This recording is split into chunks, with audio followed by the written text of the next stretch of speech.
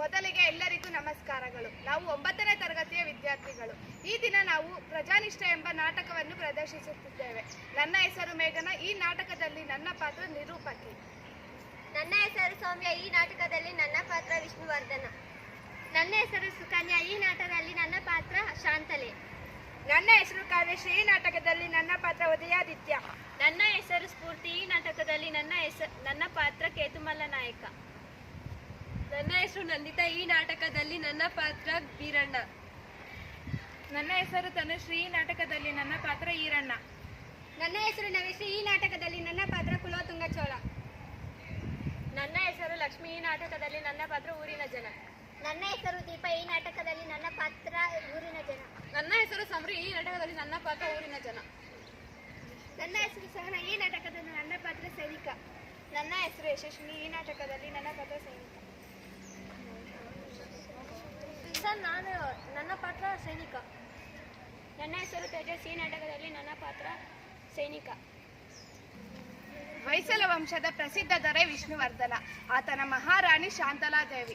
ಪ್ರಜಾಪ್ರೇಮಿಯಾಗಿದ್ದ ಈಕೆಯು ಒಮ್ಮೆ ಮಾರುವೇಷದಲ್ಲಿ ರಾಜ್ಯ ಸಂಚಾರ ಮಾಡುತ್ತಿದ್ದಳು. ಪ್ರಜೆಗಳಿಗೆ ದೊರಕಿದ ಸಂಪತ್ತನ್ನು ಪ್ರಜೆಗಳಿಗಾಗಿಯೇ ವಿನಿಯೋಗ ಮಾಡಬೇಕೆಂಬ ಆಶಯವಿತ್ತು. ಈ ಪ್ರಜಾನಿಷ್ಠೆ ಎಂಬ ನಾಟಕದಲ್ಲಿ ಕಾಣಬಹುದಾಗಿದೆ. ದೃಶ್ಯ 1. ವಿಷ್ಣುವರ್ಧನ ಹಾಗೂ ರಾಣಿ ಶಾಂತಲೆ ಅವರ ಸಂಭಾಷಣೆ. ರಾಣಿ ಚೋಳರ ದೊರೆ ಕುಲೋತುಂಗ ಚೋಳ ಆದಿಯಮನ ಸೇರಿ ದ್ವಾರ ಸಮುದ್ರ ಮೇಲೆ ಸಂಚು ರೂಪಿಸುತ್ತಿದ್ದಾರೆ. ಹೀಗಾಗಿ ಅವರಿಗಿಂತ ಮೊದಲೇ ನಾವು ತಲಕಾಡಿನ ಮೇಲೆ ದಾಳಿ ಮಾಡಬೇಕೆಂದುಕೊಂಡಿದ್ದೇವೆ. ಹೀಗಾಗಿ ನಾವು ಬರುವವರೆಗೆ ಸಮಸ್ತ ರಾಜ್ಯದ ಸಂರಕ್ಷಣೆಯನ್ನು ಉದಯಾದಿತ್ಯನೊಡನೆ ಸೇರಿ ನೀವು ಮಾಡಬೇಕು. ಹಾಗಲಿ ಇದನ್ನು ನೀವು ಚಿಂತಿಸಬೇಡಿ. ಖಂಡಿತವಾಗಿಯೂ ನಾನು ರಾಜ್ಯದ ಸಂರಕ್ಷಣೆ ಮಾಡುತ್ತೇನೆ. ನೀವು ನಿಶ್ಚಿಂತೆಯಾಗಿ ಯುದ್ಧಕ್ಕೆ ಹೋಗಿ ಜಯಶೀಲರಾಗಿ ಬನ್ನಿ.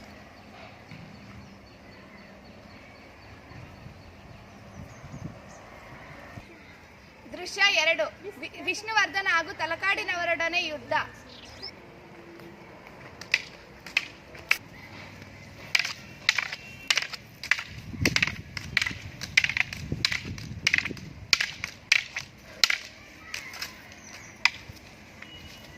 ತಲಕಾಡಗೊಂಡನಿಗೆ ಜಯವಾಗಲಿ. ರಾಜ ವಿಷ್ಣುವರ್ಧನಿಗೆ ಜಯವಾಗಲಿ. ತಲಕಾಡಗೊಂಡನಿಗೆ ಜಯವಾಗಲಿ. ರಾಜ ವಿಷ್ಣುವರ್ಧನಿಗೆ ಜಯವಾಗಲಿ. ರಾಜ, ಈಗ ಜಯ ನಮ್ಮದಾಗಿದೆ. ಈಗ ತಲಕಾಡನ್ನು ಲೂಟಿ ಮಾಡೋಣವೇ? ಕೆಚ್ಚಲೆಯ ಕಟ್ಟಾಡುಗಳೇ, ಇದು ನಮ್ಮ ವಿಜಯ ದಿನವೆಂದು ತಿಳಿದು ಮೈಮರೆಯಬಾರದು. ಇದು ನಮ್ಮ ಸತ್ವ ಪರೀಕ್ಷೆ ಹೌದು, ಸಮಯವೂ ಹೌದು. ಆದ್ದರಿಂದ ಎಷ್ಟೇ ಸ್ಥಾನಮಾನ ಪ್ರಶಸ್ತಿಗಳು ಬಂದರೂ ಮಾನವ ತನ್ನ ಮಾನವೀಯ ಗುಣಗಳನ್ನು ಮಾತ್ರ ಗಾಳಿಯಲ್ಲಿ ತೂರಿ ಬಿಡಬಾರದು. ಸೆರೆಸಿಕ್ಕ ಸೈನಿಕರ ಮೇಲೆ ದೌರ್ಜನ್ಯ ನಡೆಸುವುದು ಯೋಧ ಧರ್ಮವಲ್ಲ. ಆ ಕಾರಣದಿಂದ ನಾವೆಲ್ಲರೂ ತಲಕಾಡವರನ್ನು ನಮ್ಮವರೆಂದು ತಿಳಿದುಕೊಂಡು ಅವರ ಮನೋಭೀತಿಯನ್ನು ದೂರ ಮಾಡಿ ಶಾಂತಿ ಸ್ಥಾಪನೆ ಮಾಡಿ 4 ದಿನಗಳಾದ ಮೇಲೆ ರಾಜಧಾನಿಗೆ ಹಿಂದಿರುಗೋಣ. ಕ್ಷಮಿಸಿ ಮಹಾಪ್ರಭು, ಹಾಗೆಯೇ ಆಗಲಿ. ರಾಜಧಾನಿಯ ಸಂರಕ್ಷಕಳಾಗಿ ನಿಂತಿದ್ದ ರಾಣಿ ಶಾಂತಲೆ ಹಾಗೂ ಯುವರಾಜ ಉದಯಾದಿತ್ಯನು ವೇಷ ಮರೆಸಿಕೊಂಡು ರಾಜ್ಯ ಸಂಚಾರ ಮಾಡುತ್ತಿದ್ದಳು. ಪ್ರಜೆಗಳ ಪ್ರಾಮಾಣಿಕತೆಯನ್ನು ಕಂಡರು. ಪ್ರಜೆಗಳಿಗೆ ದೊರಕಿದ ಸಂಪತ್ತನ್ನು ಪ್ರಜೆಗಳಿಗಾಗಿಯೇ ವಿನಿಯೋಗವಾಗಲಿ ಎನ್ನುತ್ತಾರೆ. ಆ ದೃಶ್ಯ ಈಗ ನಿಮ್ಮ ಮುಂದೆ. ಏನ್ರಪ್ಪ ದೈವದವರು, ಏನು ಹೇಳ್ತೀರಾ ಹೇಳ್ರಿ? ಏನು ತಾತ ಇವತ್ತಿನ ವಿಚಾರ? ನೋಡಿ, ಬೀರಣ್ಣ ತನ್ನ ಮೂಡಲ ದಿಕ್ಕಿನಾಗಿರೋ ಅಲ್ಲಿ ಹೊಳನ ಈರಣ್ಣ 2 ವರ್ಷಗಳ ಹಿಂದೆ ಮಾರಿದ್ದ. ಆ ಹೊಳದಲ್ಲಿ ನಿನ್ನೆ ದಿನ ಒಂದು ಕೊಪ್ಪರಿಗೆ ಬಂಗಾರ ಸಿಕ್ತು. ಈಗ ಇಲ್ಲೈತೆ ನೋಡ್ರಿ. ಅಷ್ಟೇ ಅಲ್ಲ, ಈರಣ್ಣ ಪೂಜೆ ಮಾಡಿ ಬೀರಣ್ಣನ ಮನೆಗೆ ತೆಗೆದುಕೊಂಡು ಹೋಗಿ, ತಕ್ಕಳಪ್ಪ, ಇದು ನೀನು ಕೊಟ್ಟ ಹೊಳದಾಗಿ ಸಿಕ್ಕಿತು. ಯಾರೋ ನಿನ್ನ ಪೂರ್ವಿಕರು ನಿನ್ನಗಾಗಿ ಇಟ್ಟಿದ್ರು ಅಂತ ಕಾಣಿಸುತ್ತೆ, ತಕ್ಕೋ ಅಂದ. ಆದರೆ ಇದಕ್ಕೆ ಬೀರಣ್ಣ ಒಪ್ಪಲಿಲ್ಲ. ಅಲ್ವೇನಪ್ಪ ಬೀರಣ್ಣ? ಗೌಡಪ್ಪ, ಹೊಲ ಮಾರಿದ ಮ್ಯಾಗೆ, ಹಣ ಕೊಟ್ಟ ಮ್ಯಾಗೆ, ಆ ನೆಲದ ಮೇಲೆ ನನಗೇನೈತೆ ಹಾಕು? ಅದ್ರಾಗೆ ಸಿಕ್ಕಿದ್ದೆಲ್ಲ ಹೊಲ ಕೊಂಡುಕೊಂಡ ಒಡೆಯಂದೇ ತಾನೇ. ಅದಕ್ಕೆ ನಾನಪ್ಪಲ್ಲ ಗೌಂಡಪ್ಪ, ನಾನು ಹಣ ಕೊಟ್ಟಿದ್ದು ಮಣ್ಣಿಗೆ ಹೊರತು ಅದರಾಗ ಸಿಕ್ಕ ಹೊನ್ನಿಗಲ್ಲ. ಈ ಹೊನ್ನು ಬೀರಣ್ಣಂದೇ. ಯಾಕೆ ಅಂತಿರೋ? ಈ ಹೊನ್ನು ಇವನ ಪಿತ್ರಾರ್ಜಿತ ಆಸ್ತಿ. ಏನೋ ಕಷ್ಟ ಬಂತು ಅಂತ ನನಗೆ ಮಾರಿದ. ಮಾರುವಾಗ ಆ ಹೊನ್ನು ನಿನ್ನದೇ ಅಂತ ಹೇಳಿಲ್ಲ. ಅಂದ ಮೇಲೆ ಆ ಹೊನ್ನು ಬೀರಣ್ಣಂದೇ, ನಂದಲ್ಲ. ಅದೆಂಗಾದಾತು? ತಾಂಬೂಲ ಒಗ್ದ ಮ್ಯಾಗೆ ಮತ್ತೆ ಎತ್ತಿ ಬಾಯಿಗಾಕೊಳ್ಳೋ ಕೆಟ್ಟತನ ಬೇಡ. ಹೊನ್ನು ಹೊಲ ಕೊಂಡುಕೊಂಡ ಈರಣ್ಣಂದೇ. ಅವನ್ನು ತಗೊಳ್ಳೋ ಹಂಗ ಮಾಡಿ ಉಪಕಾರ ಮಾಡಬೇಕು. ನೀವು ದೈವದವರು. ಹೋಗಲಿ ಬಿಡಿ, ಇಬ್ಬರಿಗೂ ಬೇಡವಾದ ಹೊನ್ನು ರಾಜ್ಯದ ಬೊಕ್ಕಸ ಸೇರಲಿ. ಕೂಡದು ನೀವು ಯಾರೇ ಆಗಲಿ, ಆದರೆ ಈ ಹೊನ್ನು ರಾಜ್ಯದ ಬೊಕ್ಕಸಕ್ಕೆ ಸೇರಬಾರದು ಅಂದಿರಲ್ಲ ಏಕೆ? ತಾತ, ಬೊಕ್ಕಸಕ್ಕೆ ಸೇರಿಸಲು ಇದು ಸಾಮ್ರಾಟರ ದುಡಿಮೆ ಅಲ್ಲ, ಅವರ ಬೆವರಿನ ಫಲವಲ್ಲ. ಇದು ಪ್ರಜೆಗಳ ಬೆವರಿನ ಫಲ. ಹೌದು, ಈ ಹೊನ್ನು ಪ್ರಜೆಗಳದು. ಹಾಗಾದರೆ ಪ್ರಜೆಗಳು ಯಾರವರು? ಹೋಗಲಿ, ನಿಮ್ಮ ಊರಿನ ಹಣ ನಿಮ್ಮೂರಿನ ಹೇಳಿಕೆಗಾಗಿಯೇ ವಿನಿಯೋಗವಾಗಲಿ. ಅಷ್ಟು ಸ್ವಾರ್ಥ ಯಾಕೋ ನನ್ನಪ್ಪ? ನಾರಾಯಣಂತಹ ಮಹಾರಾಜರು, ಲಕ್ಷ್ಮಿಯಂತಹ ಮಹಾರಾಣಿ ಇರುವಾಗ ನಮಗೆ ಹಣದ ಕೊರತೆಯೇ? ಈಗ ನಮ್ಮೂರಿಗೆ ಯಾವುದೂ ಬೇಡ.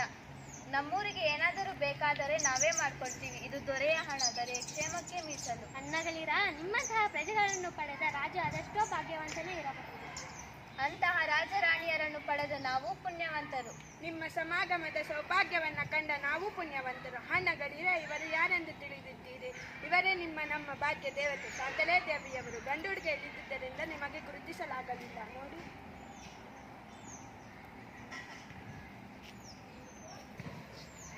ದೃಶ್ಯ 4. ಹೆಂಗಳೆಯರು ಓಡಿ ಬಂದು ರಾಣಿ ಶಾಂತಲೆ ಹಾಗೂ ಯುವರಾಜ ಪಾದಗಳನ್ನು ಬಿಡುವುದಿಲ್ಲ ಎನ್ನುತ್ತಾರೆ.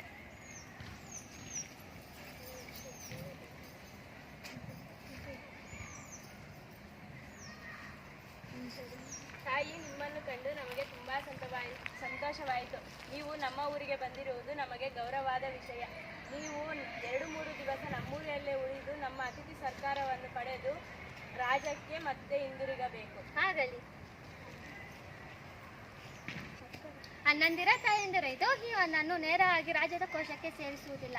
ಇದು ದೈವದ ದುಡ್ಡು, ದೈವ ಕಾರ್ಯಕ್ಕೆ ವಿನಿಯೋಗವಾಗಲಿ. ಕೇಳಿ, ನನಗೆ ಬಹಳ ದಿನದಿಂದ ಒಂದು ಆಸೆ ಇದೆ. ನಮ್ಮ ಸಂಸ್ಕೃತಿಯ ಶ್ರೀಮಂತಿಕೆಗೆ ಸಾಕ್ಷಿಯಾಗಿ ಒಂದು ಕಲಾದೇಗುಲವನ್ನು ರಾಜಧಾನಿ ದ್ವಾರ ಸಮುದ್ರದಲ್ಲಿ ನಿರ್ಮಿಸಬೇಕೆಂದು. ಆ ಅವಳಿ ದೇವಾಲಯಗಳು ಶಿಲ್ಪಕಲೆ ಹೊಯ್ಸಳರ ಶೈಲಿಗೆ ಮಾದರಿಯಾಗಬೇಕು. ವೇಲಪುರದ ಚೆನ್ನಕೇಶವ ದೇವಾಲಯದಲ್ಲಿ ಲಾಲಿತ್ಯವಿದ್ದರೆ ದ್ವಾರ ಸಮುದ್ರದ ದೇಗುಲದಲ್ಲಿ ಭವ್ಯತೆ ನೆಲೆಗೊಂಡಿರಬೇಕು. ಅಂತಹ ಒಂದು ಕಲಾಪೂರ್ಣ ದೇಗುಲಕ್ಕಾಗಿ ಹೀವನ್ನು ವಿನಿಯೋಗವಾಗಲಿ. ಆದರೆ ಒಂದು ಮಾತು. ಕೇತುಮಾಲ ನಾಯಕರು ನಮಗೆಲ್ಲರೂ ಹಿರಿಯರು, ಪಿತೃ ಸಮಾನರು. ಮುಂದೆ ದ್ವಾರ ಸಮುದ್ರದಲ್ಲಿ ನಿರ್ಮಾಣವಾಗುವ ಅವಳಿ ದೇವಾಲಯಗಳು ಅವರ ಹೆಸರಿನಲ್ಲಿಯೇ ನಿರ್ಮಾಣವಾಗಲಿ. ಶ್ರೀ ಕೇತುಮಾಲ ನಾಯಕರ ಹೆಸರಿನಲ್ಲಿಯೇ ಒಂದು ಶಿಲಾಶಾಸನ ಸಾಕ್ಷೀಕರಿಸಲಿ. ಆದರೆ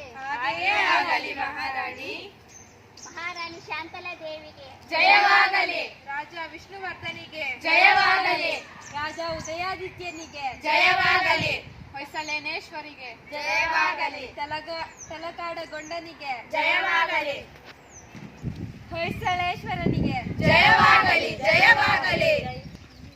ಈ ನಾಟಕದ ಆಶಯ ಅಥವಾ ನೀತಿ ಏನೆಂದರೆ, ಯಥಾ ರಾಜ ತಥಾ ಪ್ರಜೆ ಎನ್ನುವಂತೆ ಹೊಯ್ಸಳ ಸಾಮ್ರಾಜ್ಯದ ಹೆಸರಾಂತ ರಾಜ ವಿಷ್ಣುವರ್ಧನನ ಧೈರ್ಯ ಹಾಗೂ ಪ್ರಜೆಗಳ ಮೇಲಿನ ಪ್ರೀತಿ ಇಲ್ಲಿ ವ್ಯಕ್ತವಾಗಿದೆ. ಇನ್ನೊಂದು ಕಡೆ ಸಕಲ ವಿದ್ಯಾಪಾರಂಗತಳಾದ ರಾಣಿ ಶಾಂತಲೆಯ ಗತ್ತು ಗಂಭೀರ, ಪ್ರಜೆಗಳ ಮೇಲಿನ ನಂಬಿಕೆ ಇಲ್ಲಿ ಪ್ರಾಮಾಣಿಕತೆ ಇಲ್ಲಿ ವ್ಯಕ್ತವಾಗಿದೆ.